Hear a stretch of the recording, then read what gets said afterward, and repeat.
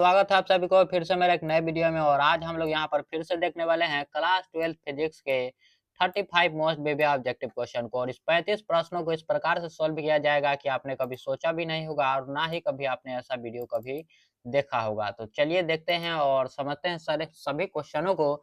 देखिए, epsilon note का मात्रक पूछा जा रहा है, तो हम लोग जिसका भी जो भी प्रश्न होगा एकदम अच्छी तरीके से देखेंगे, क्योंकि हमारे पास अभी टाइम बहुत है। टाइम अभी बहुत है हमारे पास, तो आराम-आराम से देखते चलेंगे, ज़्यादा हड़बड़ी नहीं होनी चाहिए आपको। और अगर हड़बड़ी है तो आप वीडियो छोड़कर जा सकते हैं। देखिए यहाँ पर एप्सिलॉन नोट का मात्रक क्या होता है, तो एप्सिलॉन नोट तो सबसे पहले देखिए, किसी भी चीज़ को हम लोग किस प्रकार से किसी के मात्रा को जानते हैं। मात्रक आखिर हम लोग कैसे पता कर सकते हैं किसी का, तो चलिए उसको हम लोग जानते हैं। आपने वैद्युत धारिता का सूत्र पढ़ा होगा, वैद्युत धारिता, जो कि आपके चैप्टर नंबर 2 में है। वैद्युत धारिता जिसमें धारण करने की क्षमता होती है, उसका एक सूत्र होता है। क्या होता है, तो C बराबर epsilon note A by D. C बराबर epsilon note A by D, यही तो होता है ना, epsilon note A by D. तो इसी एप्सिलॉन नोट का जो है यहाँ पर मात्रक पूछा जा रहा है, इसी एप्सिलॉन नोट का। तो यहाँ पर हम लोग क्या करेंगे कि हमारा एप्सिलॉन नोट का मात्रक हमें मालूम चल जाए, तो उसके लिए हम लोग एप्सिलॉन नोट को यहाँ पर निकालेंगे। देखिए एप्सिलॉन नोट निकाल लिए और इसके बराबर में क्या करेंगे, तो अगर एप्सिलॉन नोट आ गया है तो सी और डी जो है यह क्रॉस मल्टीप्लाई हो जाएगा। क्या हो जाएगा, क्रॉस मल्टीप्लाई, यह हो जाएगा सी और डी क्रॉस मल्टीप्लाई हो गया। और बट्टा में हमारा क्या आ जाएगा बच्चों, तो बट्टा में हमारा ए आ गया। बट्टा में हमारा क्या आया है, तो बट्टा में हमारा ए आ जाएगा।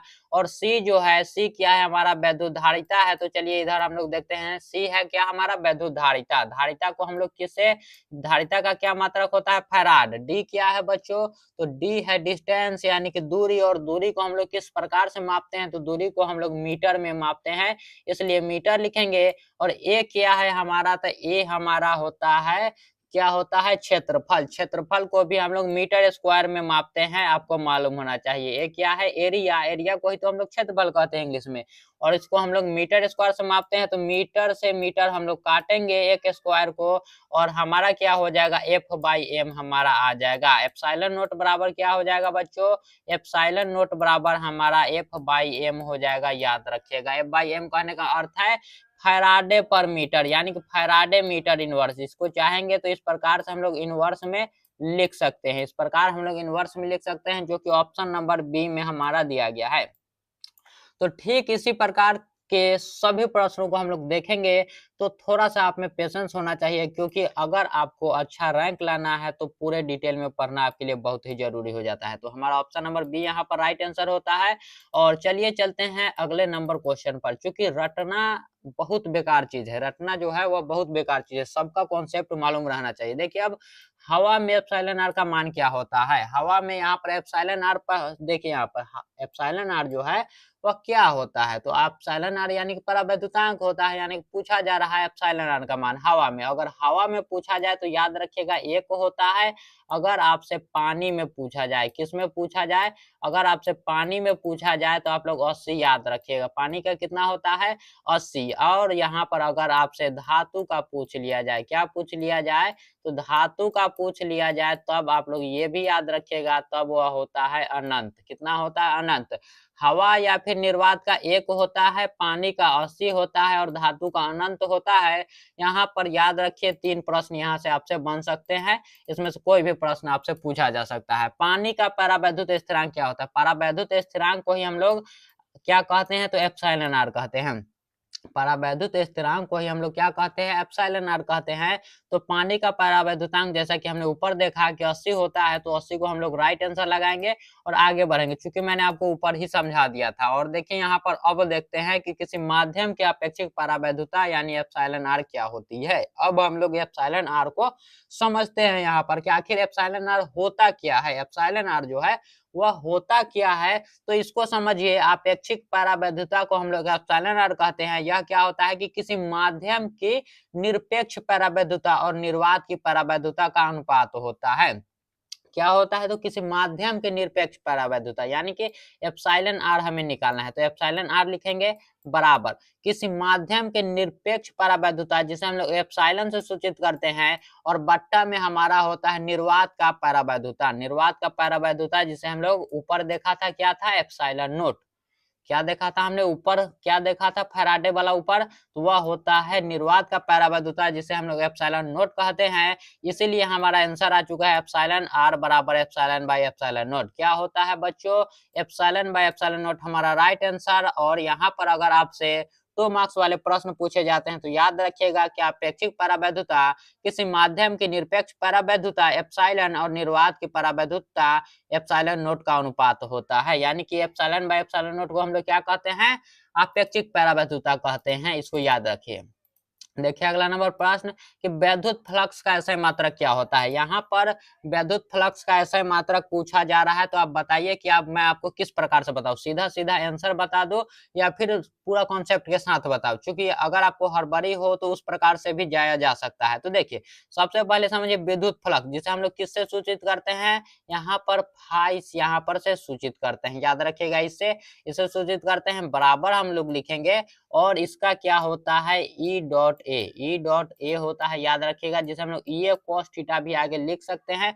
तब तक यहाँ तक आप लोग समझ दे। यहाँ पर फाई बराबर क्या है, ई हमारा क्या होता है, विद्युत क्षेत्र होता है। और विद्युत क्षेत्र का हमने फॉर्मूला पढ़ा है, क्या होता है, तो वोल्ट पर मीटर होता है विद्युत क्षेत्र का। लेकिन यहाँ पर हालांकि हमसे विद्युत क्षेत्र का नहीं पूछा जा रहा है, यहाँ पर लिखिए वोल्ट पर मीटर, यहाँ पर वोल्ट पर मीटर होता है। और जैसा कि हमने ऊपर देखा था, ए का मतलब क्या होता है, एरिया, और एरिया को हम लोग क्षेत्रफल में मापते हैं जिसे हम लोग मीटर स्क्वायर लिखते हैं, ऊपर ही हमने देखा था।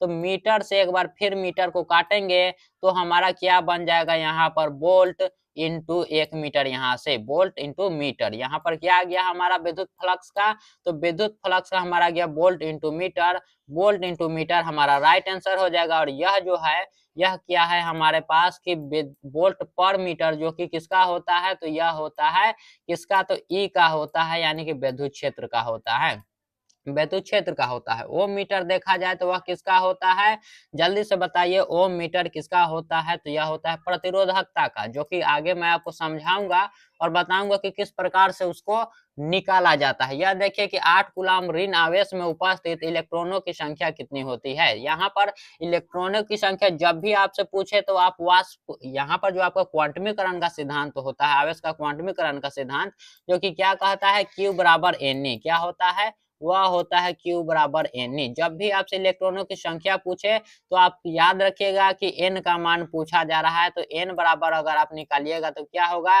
Q बाई E हमारा आ जाएगा। क्या हो जाएगा बच्चों, तो Q बाई E हो जाएगा।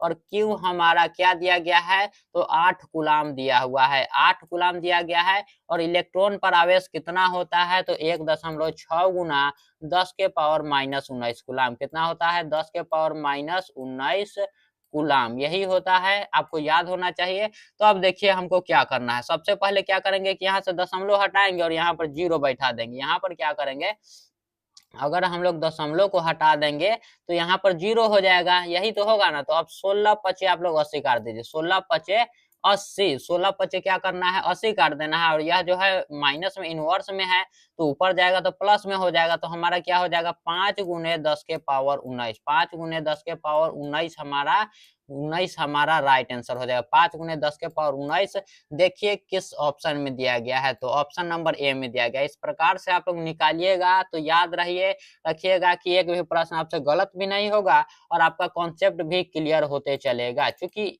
अगर ऑब्जेक्टिव को हम लोग इस प्रकार से बनाते हैं तो न्यूमेरिकल वाले भी प्रश्न आते हैं तो आराम से हम लोग निकाल सकते हैं। देखिए यहाँ पर 7वां नंबर प्रश्न कि वायु में 2 धनावेशों के बीच परावैद्युत पदार्थ रख देने पर इनके बीच प्रतिकर्षण का बल यानी कि उस प्रतिकर्षण का मान क्या होता है। यहाँ पर समझिए क्या कहा जा रहा है। सबसे पहले यह समझिए कि वायु में 2 धनावेशों के बीच परावैद्युत पदार्थ को डाला जा रहा है, परावैद्युत पदार्थ रख दिया जा रहा है, तो इनके बीच का प्रतिकर्षण बल क्या होगा। अगर यहाँ पर परावैद्युत रखा जाएगा तब यहाँ पर कम हो जाएगा, याद रखिएगा, घट जाएगा उनके बीच का प्रतिकर्षण जो है वह क्या होगा, घट जाएगा, याद रखिएगा। और देखिए अगला नंबर प्रश्न कि 64 समरूप बूंदे जिनमें प्रत्येक की धारिता 5 माइक्रोफैराडे है मिलकर एक बड़ा बूंद बनाते हैं तो बड़े बूंद की धारिता क्या होगी। इसके निकालने के लिए एक फॉर्मूला होता है जो कि मैं आपको बता रहा हूं। देखिए सी जो है यहाँ पर सीधा मैं आपको बता रहा हूँ, सी यू कुछ नहीं लिख रहा हूँ, फॉर्मूला यहाँ पर देखिए 64 जो है 64 का जो है पावर 1/3 आप लोग कर दीजिए। 64 का पावर जो है 1/3, यानी कि सीधा सीधा देखा जाए तो घनमूल निकाल दीजिए। और बड़ा बूंद कितना कहा गया है, यहाँ पर देखिए 5 माइक्रोफैराड यहाँ पर बताया गया है, जिसे मिलकर बनाना है हमें। तो मिलकर बनाना है तो गुना करना होगा, और 5 बोला है तो 5 से गुना करेंगे हम लोग। तो 64 का जब आप 1/3 पावर कीजिएगा यानी घनमूल निकालिएगा तो क्या आ जाएगा, 4 आ जाएगा। 4 कैसे आएगा, देखिए 4 का स्क्वायर 16, और 4 के क्यूब आप लोग करके देखिए 64 ही आपका आएगा। 4 हो जाएगा, और इसको 5 से गुना कर दीजिए, क्योंकि 4 का क्यूब कीजिएगा 64 आएगा, बस यही 1/3 होता है, समझ जाइए आप लोग। और 4 गुना 5 कीजिए, आपका आंसर आ जाएगा 20 माइक्रोफैराड आपका राइट आंसर। 4 गुना 5 कीजिएगा कितना आएगा, 20 आ जाएगा। 20 माइक्रोफैराड है यहाँ पर राइट आंसर। और देखिए अगला नंबर प्रश्न क्या है कि 3 संधारित्र जिनमें प्रत्येक की धारिता C है, तो श्रेणी क्रम में अगर जोड़ा जाता है, किसमें जोड़ा जा रहा है, श्रेणी क्रम में जोड़ा जा रहा है, तो परिणामी धारिता का मान क्या होगा। श्रेणी क्रम और समांतर क्रम आपको मालूम होना चाहिए। यहाँ पर मैं आपको दोनों तरीका बता रहा हूँ। अगर समांतर क्रम यहाँ पर पूछता है, क्या पूछता है, समांतर क्रम। यहाँ पर श्रेणी क्रम पूछा गया है, और समांतर क्रम पूछता कितना कहा गया, 3 संधारित्र जिनमें प्रत्येक की धारिता यहाँ पर C है। अगर 3 अगर कह दे, जैसे ही 3 कह दे और समांतर कहा है तो बस 3C। यहाँ पर C अगर कह रहा है तो 3C हो जाएगा। और यहीं पर अगर श्रेणी क्रम हमसे पूछा जाए, क्या कौन सा क्रम, अगर हमसे श्रेणी क्रम जो है अगर पूछ लिया जाए, तब हम लोग किस प्रकार से निकालेंगे। तो देखिए यहाँ पर श्रेणी क्रम को हम लोग निकालेंगे, बस जैसे यहाँ पर हम लोग C को 3 बार जोड़ते हैं ना, उसी प्रकार से 1/C को यहाँ पर 1/C को 3 बार जोड़ेंगे। यहाँ पर 1/C, यहाँ पर भी याद रखें 1/CS होता है, 1/CS प्लस 1/C। यह जो हो गया 1/C 3 बार हो चुका है। अब इसका एलसीएम लीजिए, आपका C ही आएगा, सबका ऊपर एक एक ऐड हो जाएगा, एक एक और एक ऐड हो जाएगा, 3 हो गया। 3/C हमारा यहाँ पर आ रहा है, क्या आ रहा है, 1/C जो है यहाँ पर 1/C जो है यहाँ पर कितना आ रहा है, तो यहाँ पर आ रहा था 3/C। तो यहाँ 3 बाई क्या आ रहा है बच्चों, तो यहाँ पर 3/C आ रहा है। तो अब क्रॉस मल्टीप्लाई होगा, C का इससे गुना होगा और 3 का जो है नीचे आएगा, यही होना है, यही होगा। तो यहाँ पर हम लोग क्या कर सकते हैं, सीधा पलट कर हम लोग C/3 लिख सकते हैं आराम से, C/3। और यही हमारा राइट आंसर हो जाएगा, जो कि ऑप्शन नंबर C में दिया गया है, ऑप्शन नंबर C। इसी प्रकार से यहाँ पर समांतर क्रम और श्रेणी क्रम वाले प्रश्नों को बनाना है। और देखिए कि विद्युत द्विध्रुव के निरक्षीय स्थिति में विद्युत विभव का व्यंजक होता है। तो बस आप इतना याद रखिए, जैसे ही निरक्षीय स्थिति बोला आपको शून्य लगा देना है। क्योंकि इसका कॉन्सेप्ट मैं आपको चाहूँ तो बता सकता हूँ कि एक पर प्लस होता है और एक पर माइनस होता है। बस इसी कारण से याद रखिए कि यह जो है शून्य हो जाता है। ऋणात्मक आवेश के कारण विभव जो है वह परिमाण में समान होता है, लेकिन दिशांक की प्रगति में अलग होता है, इसके लिए। तो चलिए आगे मैं आपको बताता हूँ। यहाँ पर याद रखिए कि शून्य हो जाता है, उतना काफी है आपके लिए। और देखिए आवेशीय संधारित्र पर संग्राहक पट्टिका और संघनक पट्टिका के आवेशों का योग आखिर क्या होता है। तो क्या कहा जा रहा है, संग्राहक पट्टिका जिस पर होता है प्लस क्यू आवेश, कितना होता है, प्लस क्यू आवेश। और संग्राहक पट्टिका जिस पर होता है माइनस क्यू आवेश, कितना होता है, माइनस क्यू आवेश। और दोनों का योग, योग मतलब क्या होता है, तो जोड़। जोड़ अगर दिया जाए तो देखिए, अगर मान लीजिए मैंने आपको 1 रुपया दिया और फिर 1 रुपया ले लिया, यहाँ पर क्या कहा जा रहा है कि आवेश को दिया जा रहा है और फिर वापस ले लिया जा रहा है। तो अब कितना बच रहा है उसके पास, 0, शून्य। अगर किसी चीज को दिया जाएगा और उस चीज को लिया फिर ले लिया जाएगा तो उसके पास क्या बचेगा, कुछ भी नहीं बचेगा, यानी कि शून्य हो जाएगा यहाँ पर राइट आंसर। और चलिए अगला नंबर प्रश्न देखते हैं। अगला नंबर प्रश्न क्या है कि एक बिंदु आवेश Q और R दूरी पर विद्युत विभव का मान क्या होता है। R दूरी पर विद्युत विभव का आखिर मान क्या होता है, इसके बारे में आपने पढ़ा होगा। इसके बारे में आपने पढ़ा होगा कि यहाँ पर Q और R दूरी के बीच विद्युत विभव क्या होता है, विभव का मान क्या होता है। तो V बराबर आप लोग याद रखिए, V बराबर क्या होगा, 1/4 pi epsilon not, 1/4 pi epsilon not into Q by R। इस चीज को आप लोग याद रखिए, चूंकि ऊपर आपको आगे जाकर काम आने वाला है। और मैं आपको आगे समझाऊंगा कि किस प्रकार से यह आता है और किस प्रकार से आगे भी इससे प्रश्न बनेंगे। तब तक के लिए ऑप्शन ए को आप लोग राइट आंसर लगाइए। आगे मैं आपको बताता हूँ कि किस प्रकार से वह आया है। देखिए परावैद्युतांक का एसआई मात्रक क्या होता है, परावैद्युतांक का एसआई मात्रक, बस उस कॉन्सेप्ट को मैं आपको यहाँ पर समझाता हूँ। इसको देखिए, वह जो आया था यहाँ पर, अब कूलाम का नियम समझिए। कूलाम का नियम क्या होता है कि कूलाम का नियम का आपने सूत्र देखा होगा, जब सत्यापित कीजिएगा उसको कूलाम के नियम को, तब कितना आता है, 1/4 pi epsilon note 1/4 pi epsilon note into Q1 into Q1 इन Q2 Q1 Q2 बटा आर स्क्वायर, यही आता है Q1 Q2 बटा आर स्क्वायर। और यहाँ पर क्या कहा गया, पारा वैद्युतांक का एसआई मात्रक, पारा वैद्युतांक का एसआई मात्रक यहाँ पर कहा जा रहा है। पारा वैद्युतांक हमने ऊपर ही देखा था, किसको कहते हैं, एप्सिलॉन नोट को कहते हैं। तो एप्सिलॉन नोट को यहाँ पर निकालिए, एप्सिलॉन नोट को जब यहाँ पर निकालिएगा आप, एप्सिलॉन नोट को अगर यहाँ पर निकालिएगा तब आपका क्या बनेगा, अगर एप्सिलॉन नोट को आप लोग निकालते हैं, इसको अगर आप लोग अलग लेकर जाते हैं तब यह उल्टा हो जाएगा। यहाँ पर किस प्रकार से होगा देखिए, Q1 हो जाएगा Q1 Q2 बटा 4 पाई,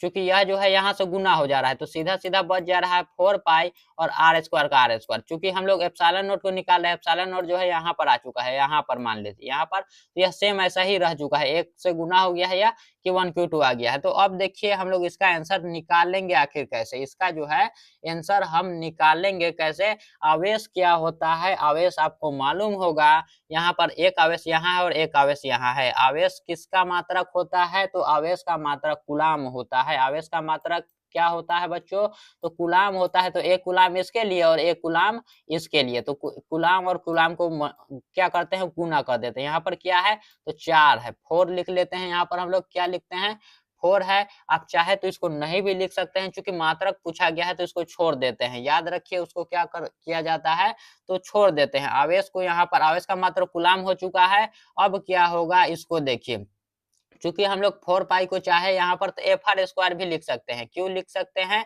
क्योंकि आपने पढ़ा है, यहाँ पर आपने पढ़ा है इसके बारे में, यहाँ पर पढ़ा है आपने कि इसको हम लोग चाहे तो बल, एफ का मतलब एफ आराम से लगा सकते हैं, क्योंकि बल है, न्यूटन के बारे में बोला जा रहा है, एन लगा सकते हैं। और दूरी है, यहाँ पर क्या है, आर, यह दूरी है जिसके लिए हम लोग आराम से मीटर इसको हम लोग बना सकते हैं। तो देखिए यहाँ पर क्या होगा, सी इंटू सी हो जाएगा, सी इंटू सी हो गया, और यह जो है सी इंटू सी हो गया, यहाँ पर न्यूटन हो जाएगा 4 पाई, और एफ जो है उसके उसके लिए, और जो आर स्क्वायर था, आर स्क्वायर, यहाँ पर जो आर स्क्वायर था ना दूरी, तो दूरी को हम लोग किस में मापते हैं, मीटर में मापते हैं, यह आपको मालूम होना चाहिए। दूरी को हम लोग किस में मापते हैं, तो मीटर में, जिसके लिए हम लोग मीटर स्क्वायर लिख लेंगे। तब हमारा क्या बन गया, सी और सी में गुना होगा तो कूलाम स्क्वायर, सी और सी में गुना हुआ कूलाम स्क्वायर बटा newton metre square, newton metre square. जिसको अगर हम लोग ऊपर लिखना चाहे ऊपर करके तो क्या होगा, कूलाम स्क्वायर इनटू न्यूटन का इनवर्स, न्यूटन का इनवर्स और मीटर के पावर -2, मीटर के पावर -2, यही हुआ। यानी कि कूलाम स्क्वायर प्रति न्यूटन मीटर स्क्वायर, यही हो चुका। ऑप्शन नंबर डी हमारा यहाँ पर राइट आंसर आ चुका है इसका मात्रक। तो इसको भी मुझे लगता है आप समझ गए होंगे। और देखिए अगला नंबर प्रश्न कि किसी धातु का परावैद्युतांक होता है, किसी धातु का परावैद्युतांक क्या होता है, इसको समझिए हम लोग, इसको समझिए कि आखिर किसी धातु का परावैद्युतांक क्या होता है। किसी धातु का परावैद्युतांक क्या होता है, मैंने ऊपर ही बताया था कि अनंत होता है, इन्फिनिटी।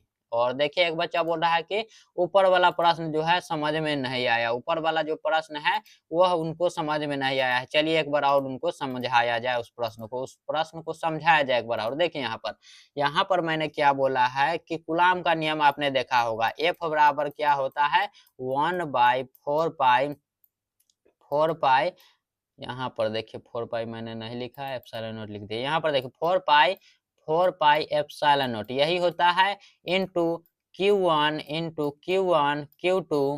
Q2, अब समझ जाइएगा, Q1 Q2 बटा आर स्क्वायर, यही होता है। अब एप्सिलॉन नोट को यहाँ पर ले आइए और यहाँ पर फैराड को यहाँ पर भेज दीजिए, एफ को जो है यहाँ पर भेज दीजिए। तो क्या करना है आपको, यहाँ फोर्स जो है एफ को यहाँ भेज देना है। तो एप्सिलॉन नोट हम लोग निकालेंगे किस प्रकार से, एप्सिलॉन नोट यहाँ पर हम लोग लिखते हैं, एप्सिलॉन नोट बराबर, यहाँ पर जब लिखेंगे हम लोग तो क्या होगा, यहाँ पर Q1 Q2 लिख लेते हैं, सीधा मल्टीप्लाई इसको कर लेते हैं, Q1 और Q2 आ गया, यहाँ पर Q1 Q2 आ गया। यहाँ पर 4 है तो 4 को हम लोग 4 लिखेंगे, चाहे तो आप छोड़ भी सकते हैं, नहीं भी लिख सकते हैं। और यहाँ पर F आ जाएगा, चूंकि एप्सिलॉन नोट ऊपर जा रहा है और यह नीचे गुना होगा तो यहाँ पर F आ जाएगा 4F, और पाई लिख सकते हैं आप, पाई लिख सकते हैं, एप्सिलॉन नॉट तो आपका लिखाएगा नहीं, यही होगा बच्चों, यही ना होगा 4 पाई। यहाँ पर देखिए मैं आपको सीक्वेंस में लिखकर आपको बताता हूँ तब आपको समझ में आएगा। देखिए यहाँ पर क्या होगा, 4 पाई हो चुका, 4 पाई, और एफ जो है यहाँ पर आ चुका है, एफ जो है वह नीचे आ गया है। तो क्यू और क्यू के लिए आवेश का क्या होता है, आवेश को हम लोग कूलाम में मापते हैं, यह आपको मालूम होगा। आवेश को किस में मापते हैं, कूलाम में। और 4 है और पाई है यहाँ पर क्या है समझिए इसको, 4 है और पाई है, आर स्क्वायर मैंने यहाँ पर छोड़ दिया था, आर स्क्वायर यहाँ पर 4 है और पाई है, यही तो है ना यहाँ पर। तो 4 और पाई को इसको हटा दीजिए, यह कांस्टेंट है, इसको हटा दीजिए, खत्म कर दीजिए। यहाँ पर जो फोर्स है, फोर्स को हम लोग क्या लिख सकते हैं, फोर्स को हम लोग न्यूटन में मापते हैं। आपको मालूम होगा कि फोर्स जो है, बल को हम लोग न्यूटन में मापते हैं। और क्या करते हैं, आर स्क्वायर जो है यह दूरी है, आपको मालूम होगा कि आर स्क्वायर क्या होता है, दूरी होता है, और दूरी को हम लोग मीटर में मापते हैं। तो यहाँ पर मीटर स्क्वायर हो जाएगा, मीटर स्क्वायर। तो हमारा क्या फार्मूला बन रहा है, कूलाम स्क्वायर प्रति newton metre square, newton newton metre square. यही ऊपर जाकर हमारा यह बन जा रहा है, यह बन जाएगा, ऊपर जाएगा तो इनवर्स में हो जाएगा। बस इतना ही तो था इसमें। अब आगे देखिए, इसको आपने समझ चुका है कि यह अनंत होता है। और अगला नंबर क्वेश्चन है कि किलोवाट घंटा मात्रक होता है। किलोवाट घंटा जो है यह ऊर्जा का सबसे बड़ा मात्रक होता है। किलोवाट घंटा ऊर्जा का सबसे बड़ा मात्रक होता है, जिसमें 1 किलोवाट घंटा बराबर, अगर आपसे पूछ लिया जाए कि 1 kWh बराबर क्या होता है, तो 3.6 गुने 10 के पावर 6 जूल। यहाँ पर देखिए 10 के पावर 6 जूल होता है, याद रखिएगा आप लोग, 10 के पावर 6 जूल होता है, याद रखिए। अगला नंबर प्रश्न देखते हैं, क्या है यहाँ पर कि विद्युत परिपथ की शक्ति होती है, विद्युत परिपथ क्या की शक्ति जो होती है वह क्या होती है, तो V स्क्वायर बाई आर होता है, V स्क्वायर बाई आर। और इसको भी बहुत अच्छी तरीके से सिखा सकता हूँ आपको, लेकिन मुझे अभी हो रहा है लेट, क्योंकि मुझे अलग जाना है। तो जल्दी से थोड़ा सा हम लोग करते हैं और जल्दी से इस वीडियो को खत्म करते हैं। यहाँ पर देखिए एम्पियर घंटा किसका मात्रक होता है, तो आपके पास फोन होगा, आपके पास फोन होगा और आपने खरीदा होगा जब फोन, तो अब आपने देखा होगा कि आखिर मेरा जो बैटरी है वह कितना एमएच का बैटरी है, कितना एमएच का जो है यह बैटरी है। इसी एमएच को हम लोग कहते हैं, इसी एएच को हम लोग कहते हैं एम्पियर घंटा। क्या कहते हैं, एम्पियर घंटा। और मोबाइल का जो बैटरी है यही है 5000 एमएच बैटरी। तो बैटरी को हम लोग चार्ज आखिर किस से करते हैं और बैटरी को चलाते कैसे हैं, चार्ज करके। चार्ज को ही हम लोग इंग्लिश में कहते हैं विद्युत आवेश का। तो यह सबसे अच्छा ट्रिक है आपको याद करने का, कॉन्सेप्ट भी यही है, आप लोग याद रख लीजिएगा। एम्पियर घंटा किसका मात्रक होता है, तो याद रखिए 5000 एमएच का हम लोग बैटरी लेते हैं। और बैटरी आखिर चलता कैसे है, चार्ज करने से, और चार्ज का ही यह मात्रक है, आराम से आपको याद हो जाएगा। देखिए अगला नंबर प्रश्न कि अगला नंबर प्रश्न देखिए यहाँ पर क्या है, प्रश्न नहीं है, देखिए यहाँ पर मैं आपको देखिए यहाँ पर आ चुका है, क्या है इसको समझिए, ये भी समझना जरूरी है आपके लिए। यहाँ पर हम चाहते हैं कि डिजिटल बोर्ड खरीदा जाए, डिजिटल बोर्ड खरीदा जाए, जिसमें आप चाहे तो आप अपना जो है सहयोग कर सकते हैं 1 रुपए से लेकर। और इसमें सबसे बड़ी यहाँ पर सबसे बड़ा काम ये है, जो आपको नहीं करना है, कि कभी भी अपने माता-पिता की अनुमति के बिना यहाँ पर कोई भी आर्थिक सहायता नहीं करनी है। और आपके माता-पिता के परमिशन के साथ आप करते हैं, तो आप चाहे तो 1 रुपए से लेकर कितना भी आप चाहे तो सहयोग कर सकते हैं। चूँकि यहाँ पर जो है आपके सहयोग की ज़रूरत है, मैं आपको बता रहा हूँ, और आप ही के लिए ज़रूरत है, याद रखिए। यहाँ पर पढ़िए कि जो बच्चे सहयोग नहीं कर सकते, उन्हें परेशान होने की बिल्कुल ज़रूरत नहीं। आप बस मन लगाकर पढ़ें, आपकी सफलता ही मेरी सबसे बड़ी गुरु दक्षिणा होगी, याद रखिएगा आप लोग। और चलिए स्कैनर ये रहा, आप लोग देख सकते हैं। और चलते हैं अगले नंबर क्वेश्चन को देखते हैं बिना टाइम गवाए हम लोग। देखिए अगला नंबर प्रश्न कि व्हीटस्टोन सेतु जो है वह किस चीज से तुलना करता है, व्हीटस्टोन सेतु जो है आखिर किस चीज का तुलना करता है। तो व्हीटस्टोन सेतु को हम लोग उपयोग ही करते हैं किसको तुलना के लिए, तो प्रतिरोधों को, रेजिस्टेंस का। और इसका सूत्र अगर आपसे पूछा जाए तो P बाई क्यू होता है। आप जब इसको सिद्ध कीजिएगा तब आपको मालूम चले, P बाई क्यू और R बाई एस, ये भी आपसे ऑब्जेक्टिव में पूछा जाता है, इसलिए मैंने आपको यहाँ पर लिख दिया है।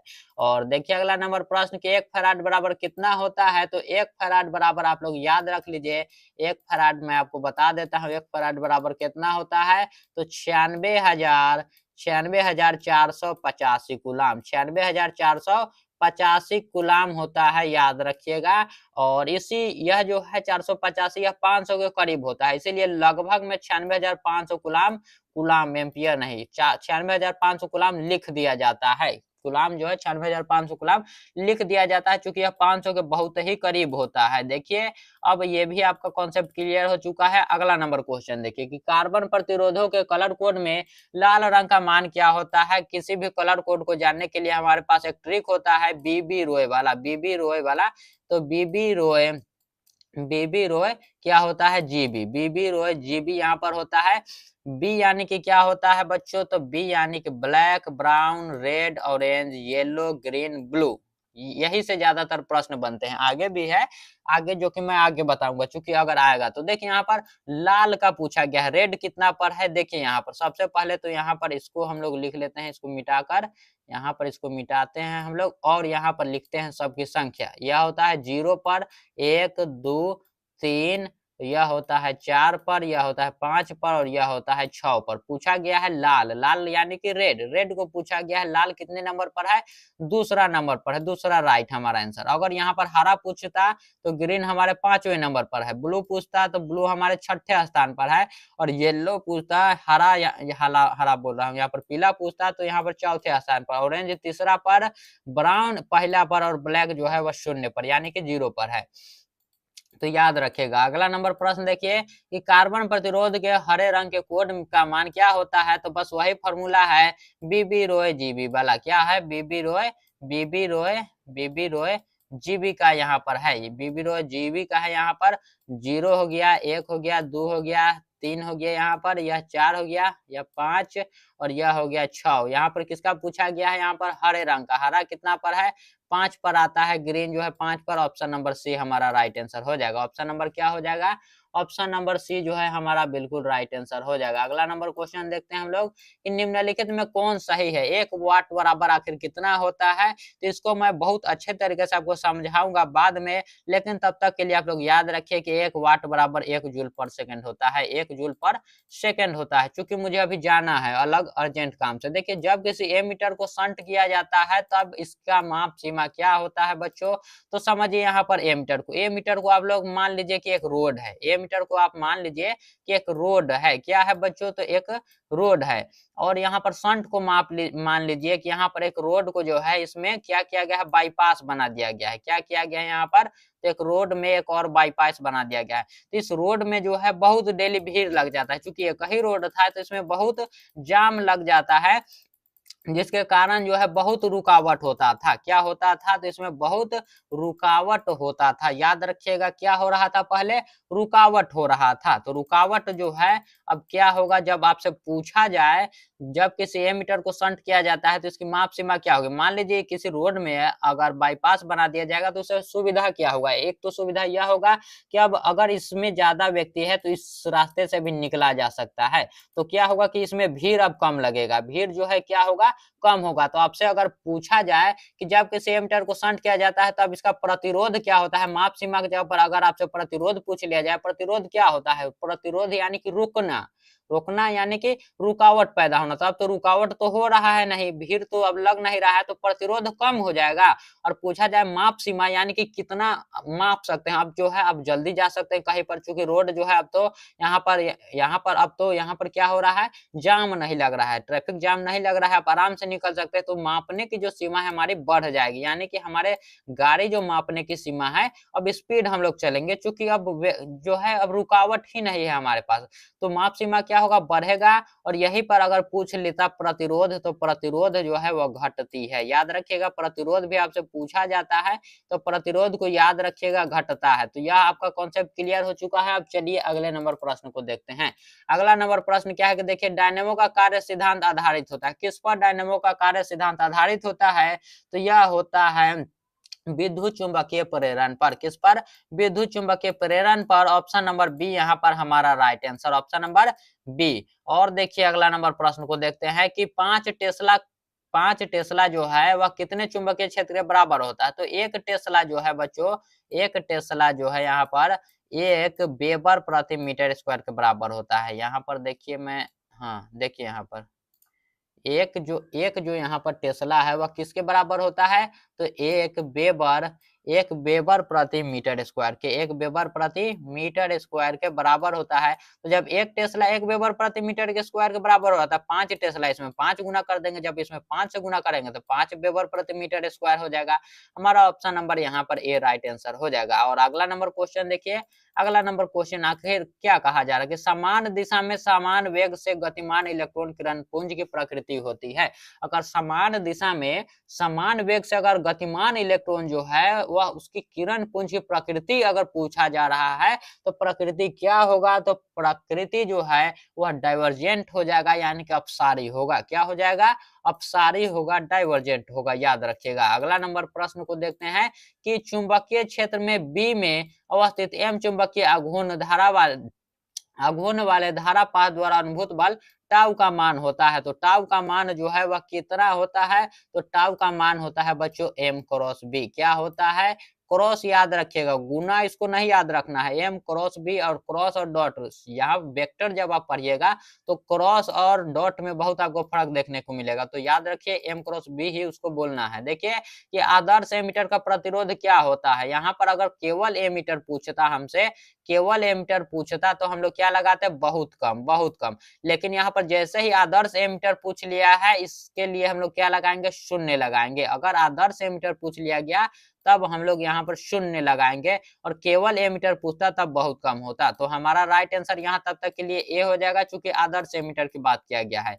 और देखिए अगला नंबर प्रश्न क्या है कि चल कुंडली गैल्वेनोमीटर में प्राप्त धारा का मान जो है किसके समानुपाती होता है। तो चल कुंडली गैल्वेनोमीटर में प्राप्त धारा का मान जो है वह विक्षेप के समानुपाती होता है, यानी कि थीटा के समानुपाती होता है। आई जो होता है वह प्रोपोर्शनल किसके होता है, थीटा के होता है, विक्षेप के होता है। ऑप्शन नंबर ए हमारा यहाँ पर राइट आंसर। और देखिए अगला नंबर प्रश्न, 30वां नंबर प्रश्न क्या है कि लॉरेंज बल के लिए कौन सा व्यंजक यहाँ पर सही है। लॉरेंज बल के लिए जिसमें क्या होना चाहिए, विद्युत क्षेत्र और चुंबकीय क्षेत्र दोनों ही हो, वही हमारा राइट आंसर होगा, जो कि यहाँ पर किसमें दिया गया है, जो कि यहाँ पर ऑप्शन नंबर ए में आपका दिया गया है।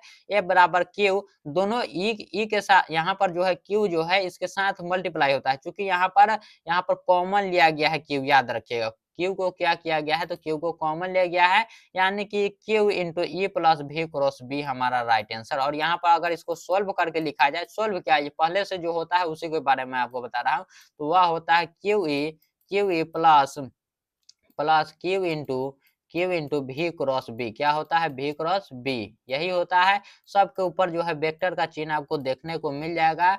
क्या मिलेगा आपको, वेक्टर का चिन्ह मिल जाएगा, यही होता है। और इसी को सोल्व करके आपको यहाँ पर इस प्रकार से देखने को मिलता है। देखिए अगला नंबर प्रश्न क्या है कि एक लौ चुंबकीय पदार्थ की चुंबकशीलता आखिर म्यू क्या होती है। लौ चुंबकीय पदार्थ की चुंबकशीलता जो है म्यू, वह हमेशा ही एक से बहुत अधिक ज्यादा होता है, हमेशा ही एक से जो है वह बहुत अधिक ज्यादा होता है। इसलिए ऑप्शन नंबर ए हमारा यहाँ पर राइट आंसर हो जाएगा। ऑप्शन नंबर ए याद रखिएगा। यहाँ पर एक चिन्ह भी दे आपको, इस प्रकार से भी एक चिन्ह भी दे, फिर भी आपको इसी को राइट आंसर लगाना है, लेकिन असल में होता यही है, असल में वही होता है, बहुत ज्यादा होता है।